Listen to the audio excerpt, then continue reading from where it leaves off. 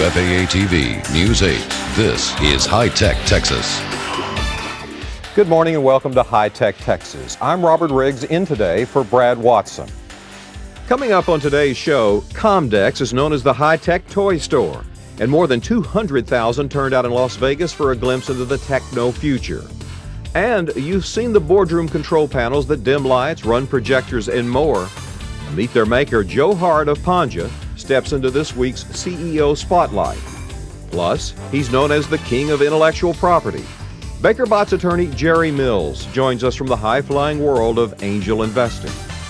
First on High Tech Texas, to say computers and the internet have changed the way we do business is an understatement. Almost every day a new piece of hardware or software is released on the market. The Interactive Information Institute, or TI3 of Plano, has helped changing the way businesses do business. TI3 designs, converges, and services interactive telecommunications solutions, allowing faster, more accurate information while reducing expenses. Its proprietary technology, Voice Internet Data Center, automates functions that used to require an entire staff, from benefits to timesheets. Employees and employers can monitor their information at any time via the phone or internet. TI3 CEO Dick Herman joins us now. Dick, I understand this started at your kitchen table 3.5 years ago. What need were you trying to fulfill? Well, we saw a business opportunity. A lot of companies that I was working with at the time were investing in interactive voice response applications. They also had other initiatives in their IT departments where they're getting into the internet back then. That was fairly new, just 3.5 years ago or 4 years ago. They're making huge investments in these technologies, but at the end of the day, they were wondering, are we really meeting our goals and objectives of our companies? And in fact, I was in situations where they were asking us, we're going to buy all this equipment, but can you help us on our strategic plan? We're trying to figure out how we're going to utilize all this and how it's going to improve our businesses. And how does it improve a business? How does it change the traditional way to doing business so that in a fast-changing marketplace I can make those decisions that I stay competitive and ahead of my competitors?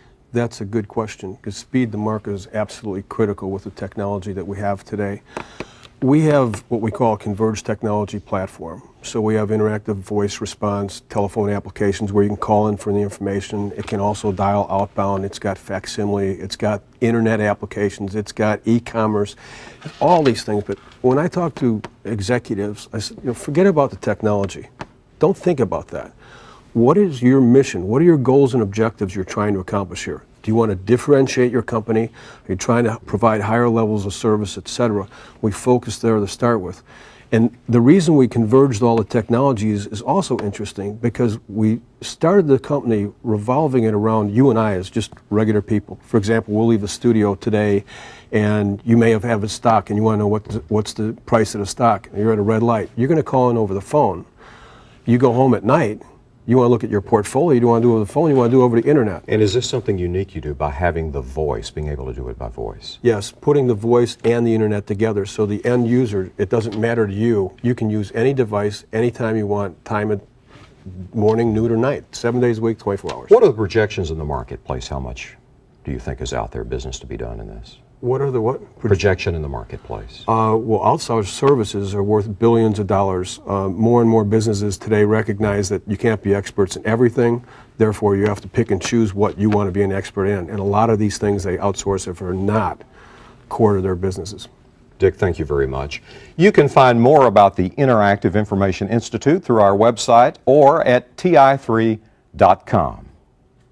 And the City of Dallas knows the importance of updating its communication system. The City Council has just approved a $33 million contract with Southwestern Bell to build a new digital network. The new system is designed to integrate voice and data into a single network and create a platform for e-government applications. The city officials say the new system will give citizens easier access to city services, help city employees to work more efficiently, and cut operating costs. The network, manufactured by Cisco, will be installed within the next 2 years. The computer industry is changing so quickly it's hard to keep up. That's why 250,000 people gathered in Las Vegas last week for Comdex 2000. George Warren shows us some of the futuristic highlights from the world's biggest computer trade show. So you ready to create your remember password? Smaller, lighter, faster. At Comdex 2000, the crowds are big. The products are as small as possible. It's a wafer-thin card. Super slim computer memory allows some serious downsizing. C-Pen, your one-stop mobile companion. A pen that can read a business card or anything else. The biggest thing standing in the way of smaller computers is the human hand. Can't do much about the size of our fingers, but the monitors are definitely getting smaller. Those glasses actually contain 2 full-featured computer screens. It's like an HD TV set in a half-inch diagonal. The display looks tiny from this perspective, but once you put on the glasses, it's big screen TV. You can use it to watch DVDs in privacy, like on an airplane. A German company takes the concept a step further. See the normal window screen and the video screen. It's a one-person TV crew. European networks use this headgear to broadcast sporting events. More companies release new products here than probably any place else. It can be kind of overwhelming, but recognizing that we're not all Einsteins, the industry is also trying to make things simpler. Show me the Wells Fargo website. This new internet service called Ivan is controlled by your voice. So that's one large market. They're kind of the technophobe people. Thanks for watching. Key3 Media organizes the Comdex event each year. It currently produces more than 50 similar events in 18 countries in 28 cities around the world.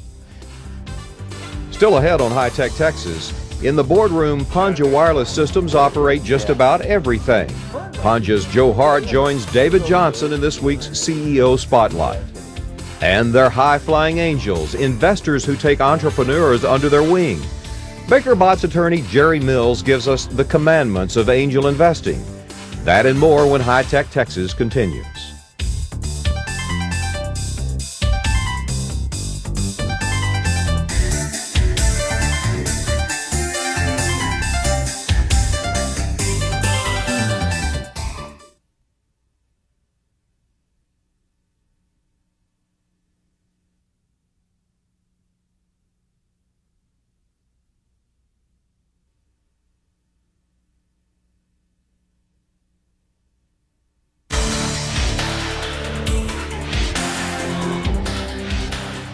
This next company makes things happen literally.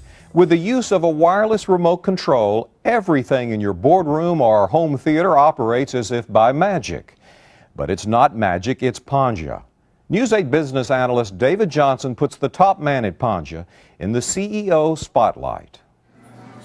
For years, a Plano-based company has made a little handheld controller that looks like a slightly downsized Etch-a-Sketch. The controller will dim lights, close drapes, turn on TVs, projectors, stereos, and it rapidly became the fashionable device for boardrooms and upscale residences in the U.S. A couple of years ago, the company did an about-face, rejecting their former name, AMX, and becoming high-tech, Panja. NASDAQ ticker symbol PNJA. The new thrust? Using the internet without a PC. Former downtown Dallas attorney Joe Hart is president and CEO. AMX was an old-line, well-established, well-thought-of company. And a couple of years ago, you all made a major shift. What was behind that? The major shift behind the repositioning strategy of the company was really centered around a very simple proposition. And that was that the implications and consequences of the internet age are permanent, profound, and in their infancy. And we thought we wanted to more aggressively pursue some of the opportunities associated with broadband deployment in the home. But I think your major credo is the thing that got me, is that the internet is not the only use for this sort of connection. I mean, to be able to pull up information and check out addresses. Now, one of the analogies we try to use is that 100 years ago, electricity was just used to light up light bulbs. And then, of course, the Industrial Revolution progressed, and now electricity was used to light up motors, and it just opened up all sorts of new opportunities. And we look at it today, we're starting to see some early early moves happening, but what in fact is we believe that there's going to be tremendous opportunity associated with the internet lighting up things other than PCs, because by and large that's really all the internet's used for. We think what we can do, we can deliver internet content to non-PC devices, including our unique ability is to deliver internet content to devices that have been sold 5 years ago. So turn that old stereo system you bought 5 years ago into what we would call a virtual internet appliance. I always think of the internet and PCs interchangeably. I mean, they're linked. Or at least I thought they were. Give me some examples of what you're talking about. One of the most compelling, exciting examples, and one that we think we're really going to turn some heads with early next year, is our broadband music player. This is a product you'll find in retail distribution stores that are commonly known. We haven't announced these yet, but retail distribution, you go in, you'll spend $400, and you'll hook up to a broadband, a DSL or a cable modem, and you'll be able to stream internet music to your stereo. Of course, the other thing that Panja does, I guess you have the ability to tie everything together. So I can get my music, I can turn on my TV set.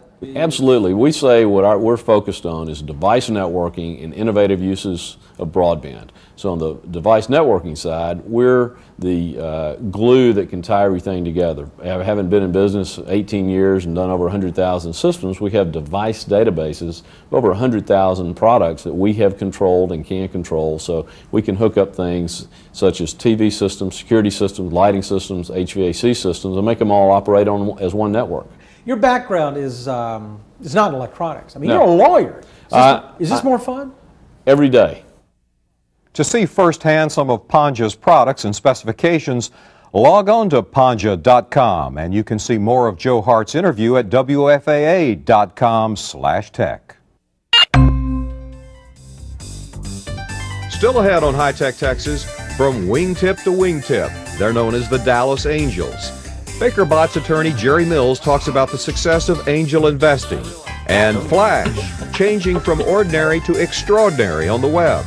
How sound and motion influence websites. Next on High Tech Texas.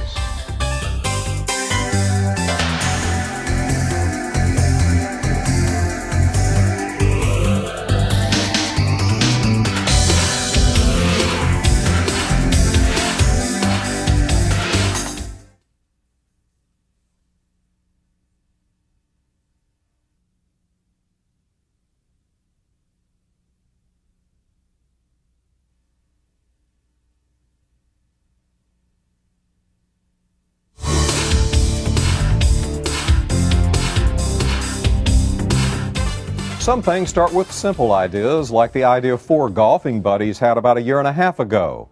They decided to form an angel investing club, which provides smaller amounts of funding to entrepreneurs. Today, they have about 100 members in their club and $7 million in investments. Joining us now is a founding member of the Dallas Angels and Baker Botts attorney, Jerry Mills. Jerry, what was the need that prompted this discussion over golf that has ended up in this fund?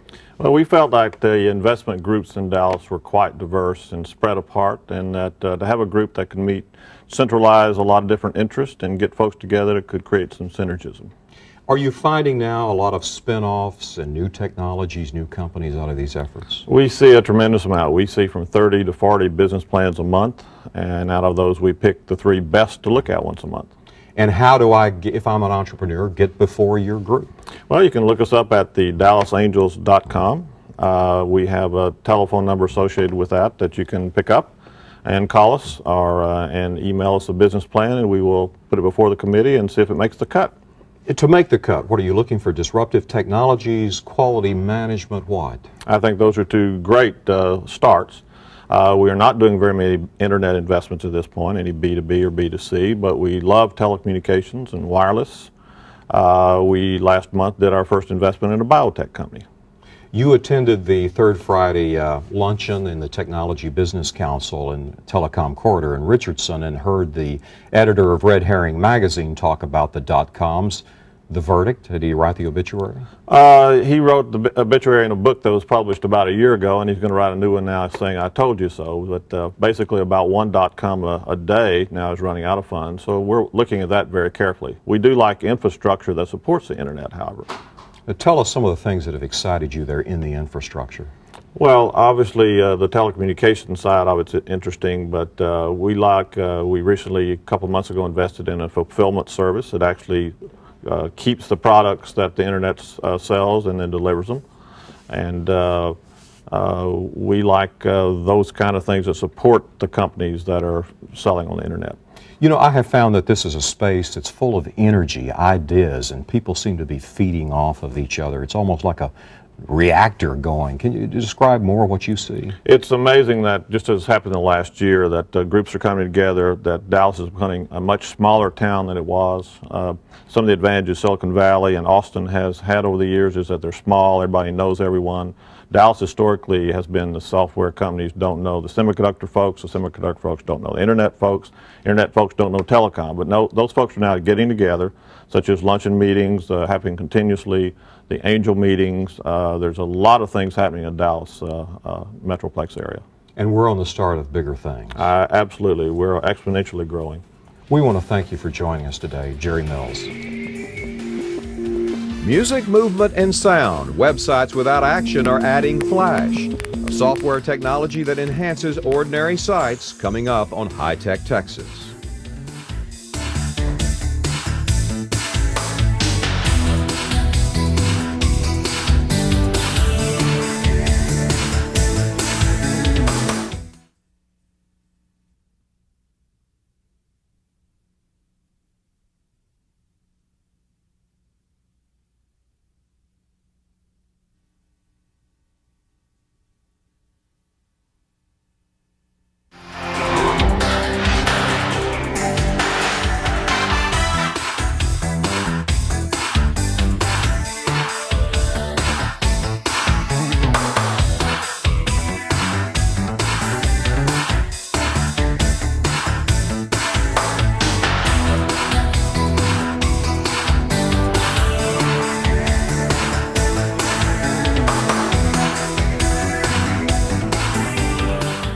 The Dallas business and tech community was shocked and saddened Thursday with the death of Vin Protho, president and CEO of Dallas Semiconductor.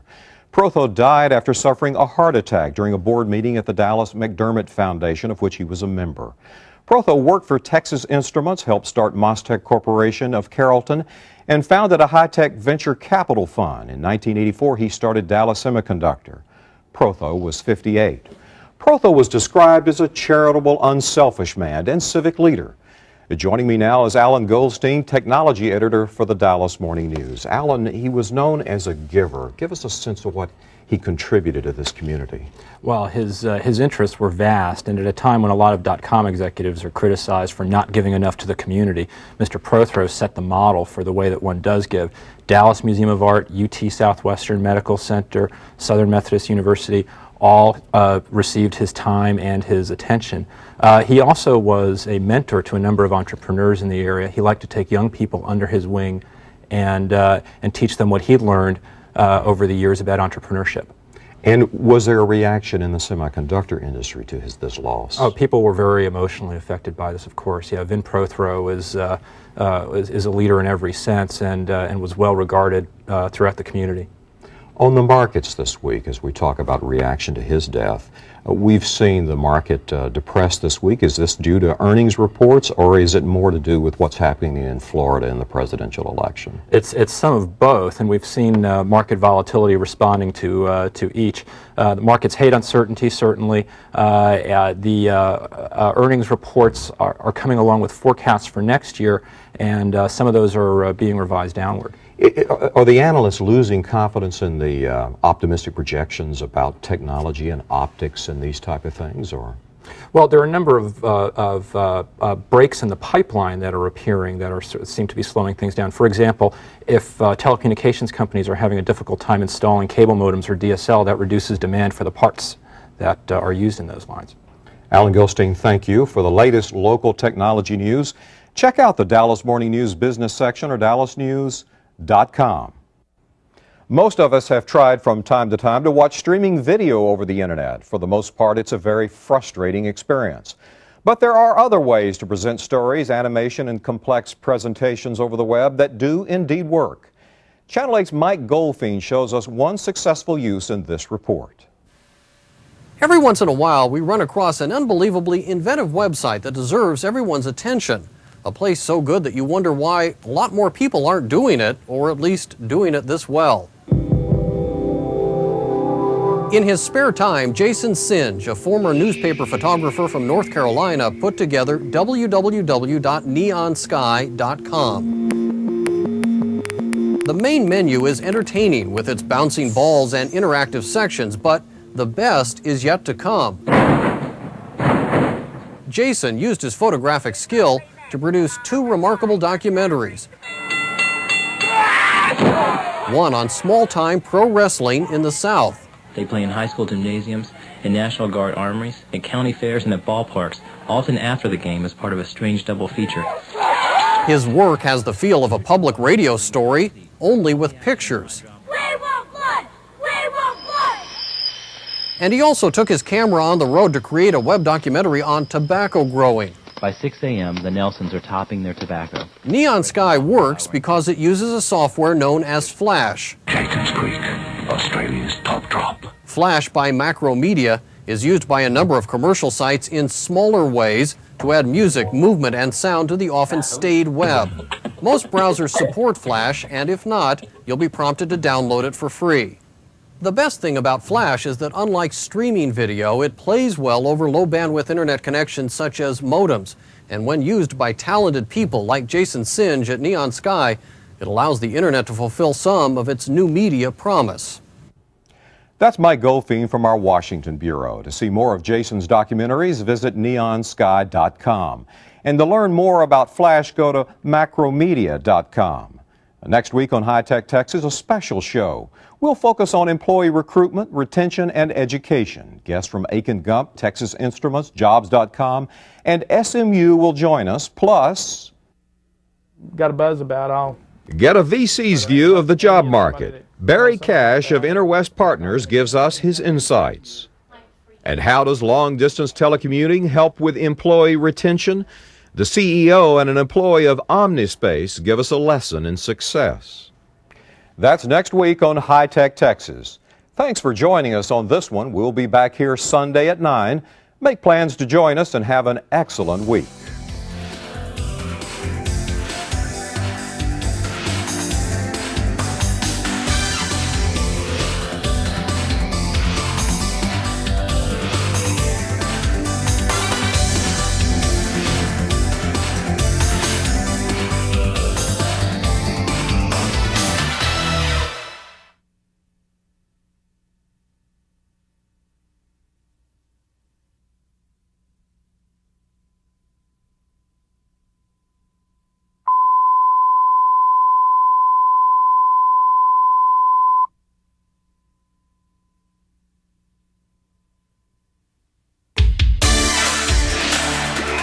From WFAA-TV News 8, this is High Tech Texas.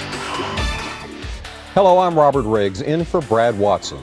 Welcome to High Tech Texas, a show focused on the high-tech B2B industry here in North Texas. We have a special show today focusing on employee recruitment, retention, and education. Guests from Aiken Gump, Texas Instruments, SMU, and Jobs.com will join us. Plus, got a buzz about all. Get a VC's view of the job market. Barry Cash of InterWest Partners gives us his insights. And how does long-distance telecommuting help with employee retention? The CEO and an employee of Omnispace give us a lesson in success. When it comes to employee recruitment and retention, the two main determining factors are the salary plus the quality and quantity of benefits. 4,300 full-time high-tech workers responded to a recent national survey conducted by Techies.com. The results show employee salaries are the highest in the public sector, with private businesses close behind. Government and nonprofits lagged behind by 11%. In another Techies.com survey, the #1 requested benefit was discounted or free PCs for home and internet connections. Here to talk about recruitment and retention are Laura Franz, a partner and chair of the Labor Employment Law section in the Dallas office of Aiken Gump, and Tegwin Pulley, vice president of talent sourcing for Texas Instruments.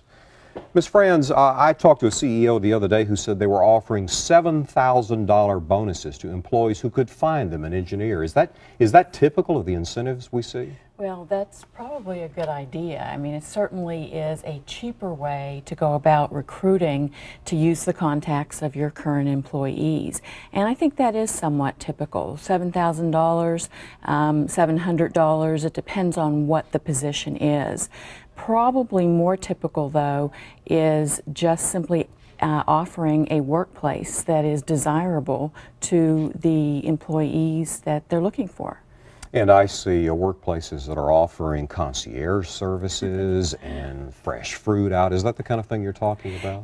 Well, of course, those are cosmetic items, and I doubt that really actually lures somebody to the workplace or keeps them there.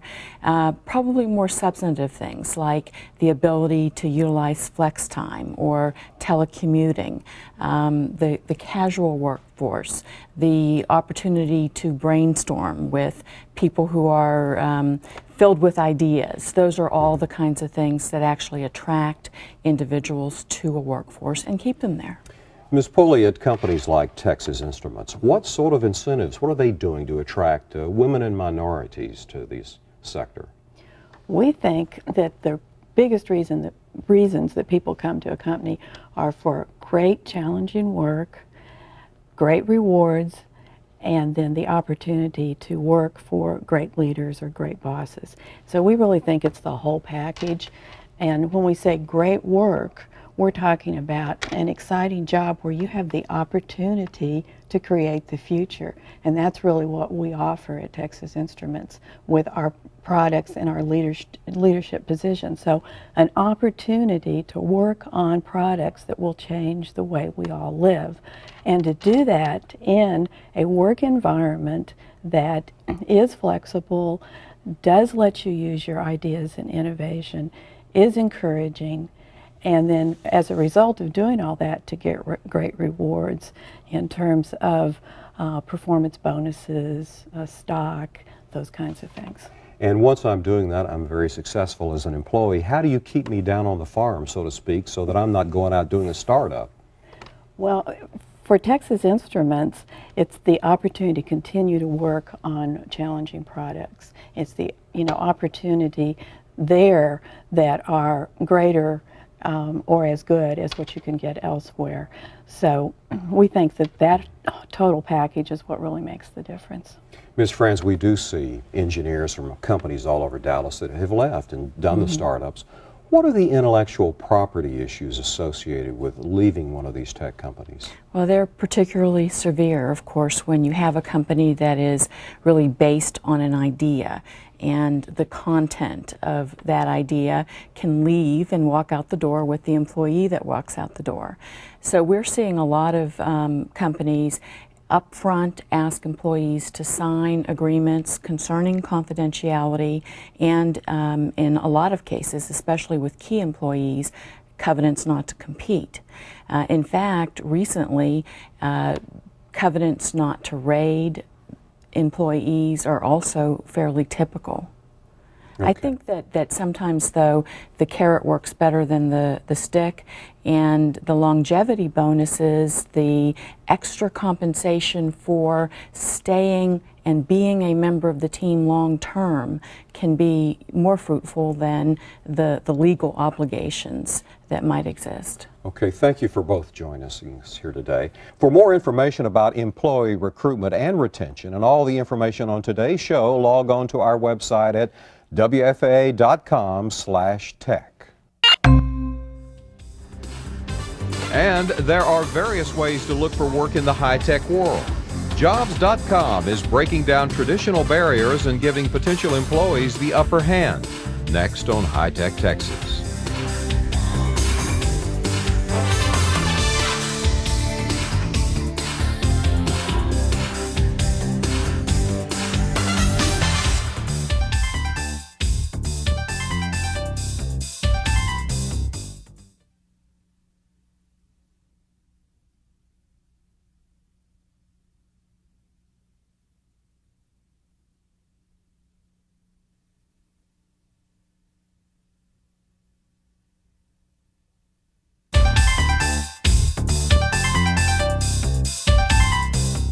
Job seekers used to spend long hours, money, and effort looking for just the right opportunity, usually with little or no success.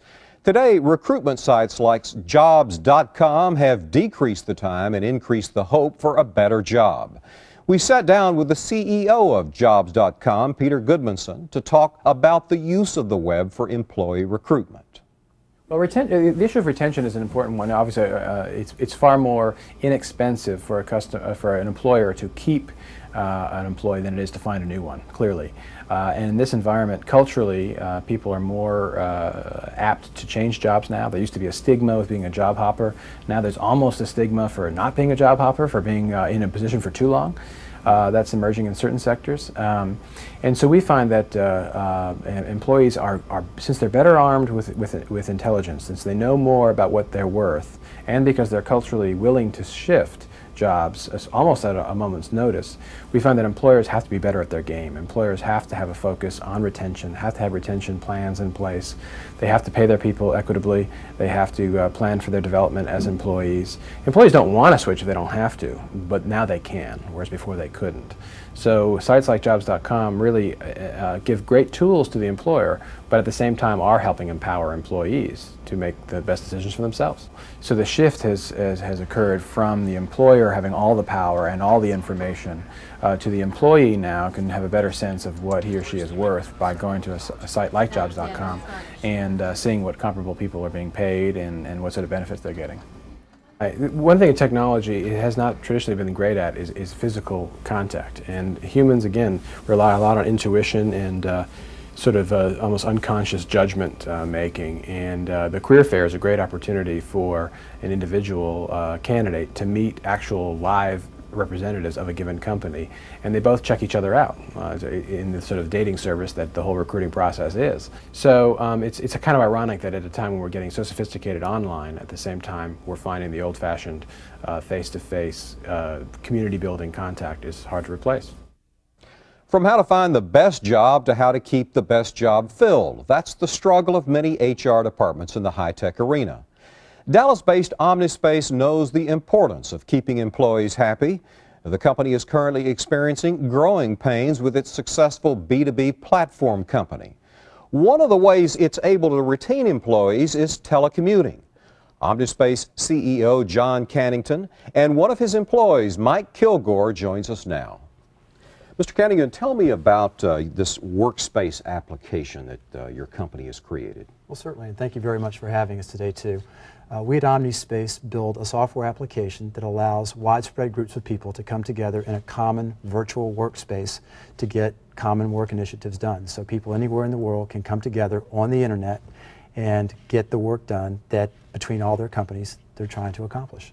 And as far as competitiveness, what does that do these days for a business? It does a number of things. Obviously, it has great benefit to companies that have become very specialized and have to interoperate with many other companies to get a product built or get something to market or just get something done. It's also got great benefit, however, in the ability to attract and retain key employees because we are a virtual company by nature. So I like to say the dog food that we sell is the same dog food that we eat. And with to attract key people like my colleague to the right here, Mike Kilgore, we have to be flexible where people live and how they work, and we try to use our own service capabilities to enable that. Well, Mike, you're commuting all the way from Atlanta. Your wife is commuting to a job. What are the stresses on your personal life, and why is it worth it? Well, the stresses are reduced significantly through the use of technology like Omnispace and other tools that we use to stay in touch as we travel and as we are apart, to manage our personal lives, online bill paying, and to stay in touch with each other through instant messaging, cell phones, etc. But also, we both work remotely quite often. I work from Atlanta at times, as does she, and her employers in Boston. And we use Omnispace and technologies like Omnispace to collaborate with our colleagues in order to stay in touch with what's going on at the business. So you can reach your business from a web browser anywhere you are in the world? Absolutely. And how secure is the connection, since you've got proprietary information there? Well, security is of paramount importance to all of our customers and to us as well. So we have invested an extensive amount of time and money in developing a highly secure application that uses multiple firewalls, that not only secures actions but secures data relative to actions. We also use security standards that include 128-bit encryption. So we think that we are as secure as you could possibly want to be. And in fact, many of our customers have found that after talking with us about that, that our security capabilities exceed their own in-house security capabilities. If I have OmniSpace, does it eliminate the need for a network and software, and then the software you've got on every desktop you have to update all the time? It doesn't necessarily eliminate it. It depends on the type of applications that you're doing. But basically what we do allow, what OmniSpace allows is multiple companies and distributed teams to come together and share what we refer to as unstructured data or interactions, documents, events, to-dos, tasks, etc. Whereas you still may have structured data or transactions that you need other applications and a network to share. So it's a very collaborative, friendly application. Very much so, very intuitive as well. And it, again, OmniSpace exists to help bring people together to get work done. And we provide the virtual workspace with all of the collaboration tools that people need, blended with a nice process capability so we have context to the collaboration that helps them get those things done. Well, we want to thank both of you, John Cannington and Mike Kilgore of OmniSpace, to be coming in today, and I'm sure we'll be hearing more about your company. Glad to be here. Thank you. When venture capitalists invest in a company, they look for workforce stability. Barry Cash of Interwest Partners gives us his views on employee retention.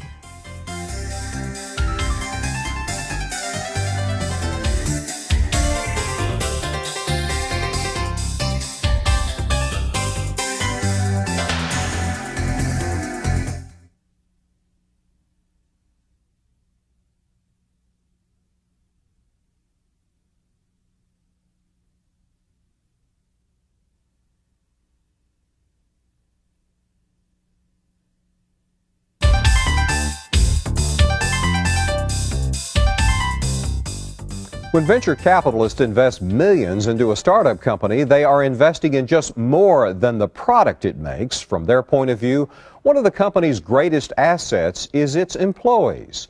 So a company's employee recruitment and retention policies are of the utmost importance. That's among the topics we recently discussed with VC Barry Cash of Interwest Partners.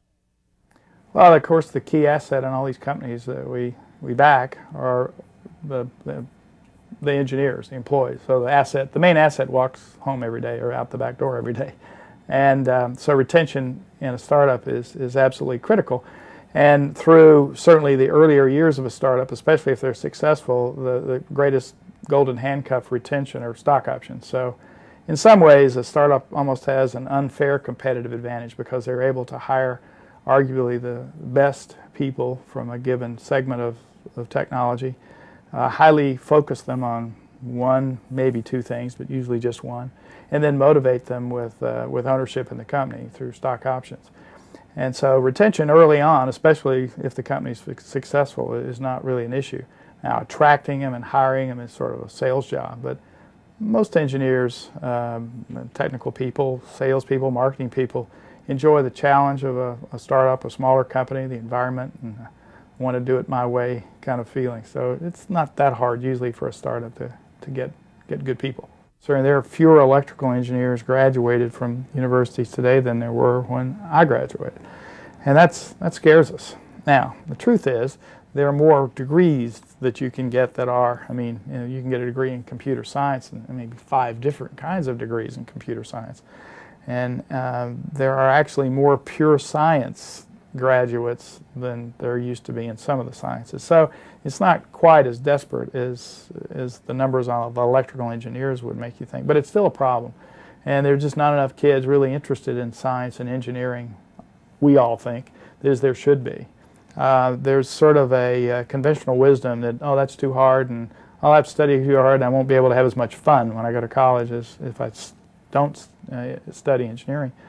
And that's a shame because it is, in fact, the basic building blocks for all the things we do and enjoy, and all the incredible advancements in technology that is the fuel that's caused this economy to be so prosperous.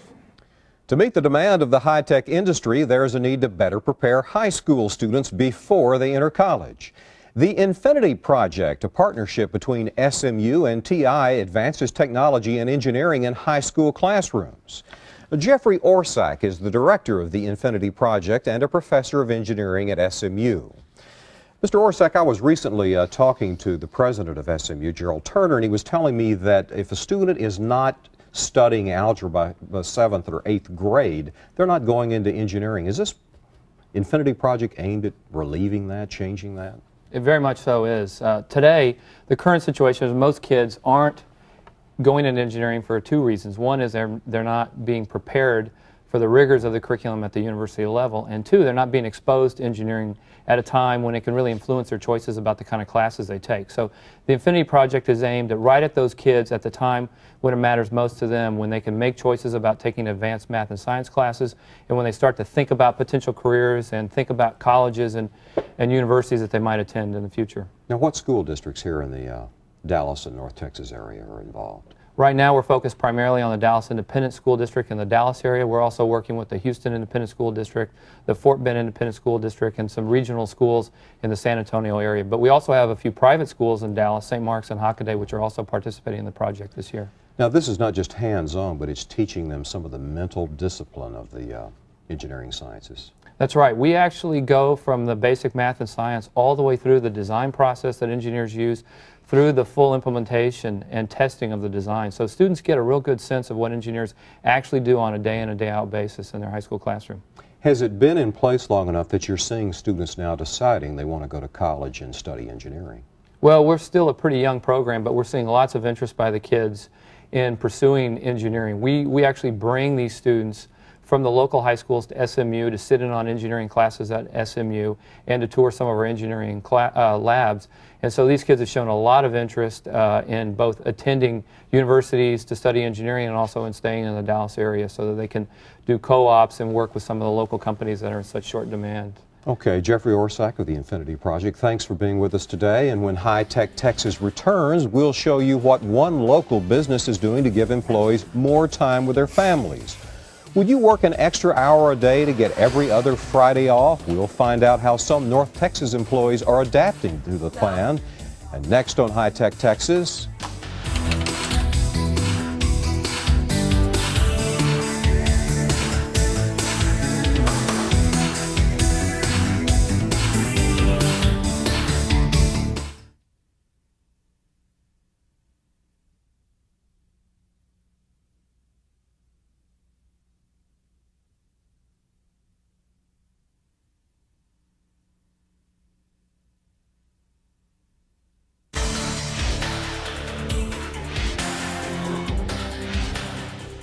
to retain its employees, Lockheed Martin started a pilot program a few months ago to change the way employees work. At the 58-year-old Fort Worth company, management discarded the traditional work week for a new one called the 980 schedule. As Channel 8's Karen Kelly reports, workers get some Fridays free and the company gets loyalty. For decades, Lockheed Martin has focused on the sky, building jet fighters. Now there's attention on the ground as the company targets employees to make their lives better. And then Marissa had her first dental appointment, so I got to take her to that. For most who work here, every other Friday is a day off. Marty Schmoker finally can get involved in her only child's school life.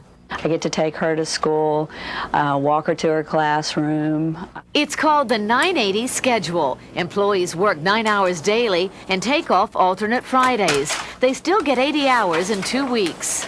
And we thought we've got to change and become more employee friendly in a lot of ways and more family friendly. Employees have the option of sticking with the regular 40-hour work week, but more than 80% of eligible employees are trying that 980 work schedule, including some unions.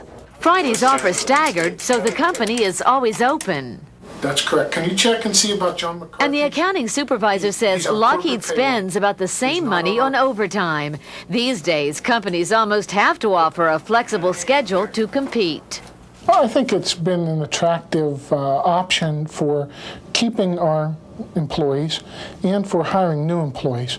6,500 employees are working the 980 schedule, including James Werner, who just adopted 2 little Russian girls with his wife. I wish they'd done it sooner. I'm glad they're doing it now because it really is helping us do so much more as a family. Lockheed certainly isn't the first company to try an untraditional work week, but it's one more that's proving it can be done with no sacrifices in product or customer relations. Could you ever go back? No. No, this schedule is just too good to be true. Employees recently offered their feedback on the 980 schedule. Lockheed officials say with some revisions, they may make the 980 schedule permanent in early 2001. That's it for this High Tech Texas. Thanks for joining us.